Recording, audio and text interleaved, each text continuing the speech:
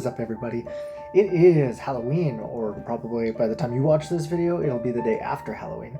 And what better thing to do with leftover candy than to make yourself absolutely sick eating it? Except for, instead of the usual just plain old eating it, one handful after the other until you throw up into a sink, and we're actually gonna bake something. So we see this trend going around with like making like a casserole or like just leftover candy.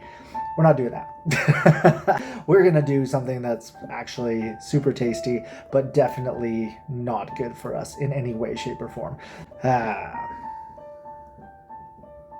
definitely from hell. Alright, and we're gonna get straight to it. Bye. Cinnamon buns from hell. And literally one pink one in that whole brand new bag. Anyway, we're absolutely going to ruin our fingertips trying to take up all this candy and get it prepped for our insides and our topping for these cinnamon buns. And I'm not trying to get on a high horse here, but look at all this extra packaging. Anyway, the whole point here is that we're going to open up all of this candy. We're going to get it out of the packages, and then we're going to prep it for either becoming part of the internal workings of our cinnamon buns, or it's going to be part of the topping of the cinnamon buns. So I'm just chopping up everything nice and fine that is going to go inside the cinnamon buns here, and make sure that we don't get any huge chunks that just kind of jump out at you in the middle. So I just chose peanut butter cups and O. Henry's because I figured that sounded like an awesome thing to put inside a cinnamon bun to me. Other people might have a different opinion on that, but let me know in the comments what you would have put inside. And we're not even going to talk about what it sounds like when I say O. Henry has been all up in my warm sticky buns. For real, don't go there. Don't write fan fiction. Don't do what the internet does.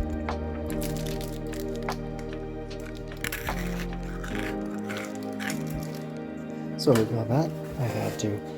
And we're just going to put all this candy aside for use later, and we're going to start our dough. And the recipe we're actually using today is from Joshua Wiseman and his But Better series. If you don't know who Joshua Wiseman is, I have no idea how you managed to get to my channel before his, especially in the YouTube cooking world, but definitely go check him out. If you already know him, then you know, so I don't have to tell you that this is probably going to turn out awesome just because the dude is a goat. There you go. And while I actually do mean that in a he's an awesome cook kind of way, that little goatee does give him a goat-like quality as well. And this next little sequence will give you an idea of what overthinking looks like. You can see this scale has decided to go from 76, which is what I want, up to 77 for no reason at all. And instead of just being okay with that, I found that I absolutely had to rectify the situation and make sure it goes back down to 76. I'm not proud of this, but whatever, moving on. And by the way, it's very important that you use every dish in the house, so start off with one utensil and then switch to another for no reason at all. So this is pretty basic. Hydrate our yeasty boys, get everything ready to go. And the one-handed egg crack is always a flex, but I do it anyway because it took me a really long time to learn it, and damn it, I'm going to show it off. And thanks to recipes like this one, I have an abundance of random egg yolks and egg whites just hanging out in containers in my fridge because all of these recipes somehow call for all egg whites or all egg yolks, and then I'm just left with a crazy abundance of this gooey liquid that just turns to snot in my fridge, which is not ideal, but here we are. Now I actually do think I have a stand mixer, but I've never used it, and I'm definitely not going to do that for the first time on camera, so we're going to hand knead this dough. I did have to add quite a bit of flour to the surface here over the course of kneading it just to make sure it didn't absolutely stick to the bottom. And don't forget to always poke your dough. And in true Joshua Wiseman fashion, you have to make sure you name your creation. By the way, don't judge me for this cling wrap job. This cling wrap stuck to nothing and tore in an instant. It was absolutely the worst stuff I've ever used. And here's me after one coffee in the morning. Now the astute observer will notice I'm using cinnamon out of a bulk bag. You think I can afford that bougie glass stuff? Nah. But a like, comment, and a subscribe will help me take a few steps on the way to being able to afford actual name brand spices.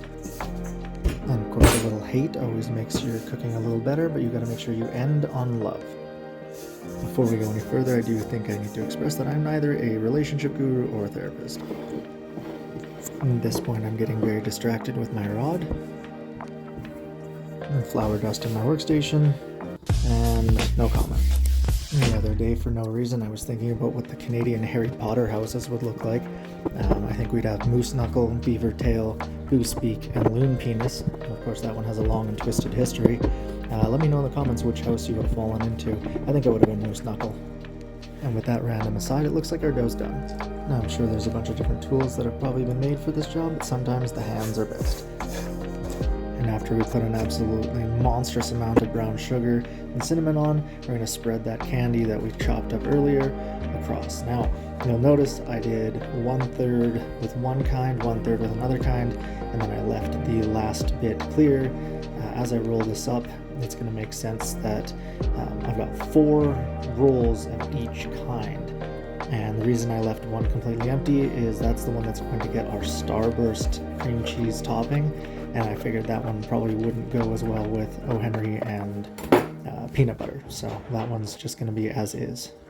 Now we're going to plop those bad boys into a lightly greased pan here.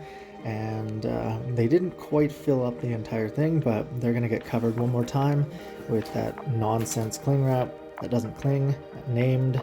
And then we're going to leave these guys out to proof while we do the toppings. Alright, so we're going to start our cream cheese starburst topping. A little bit of water, these bad boys will melt right up.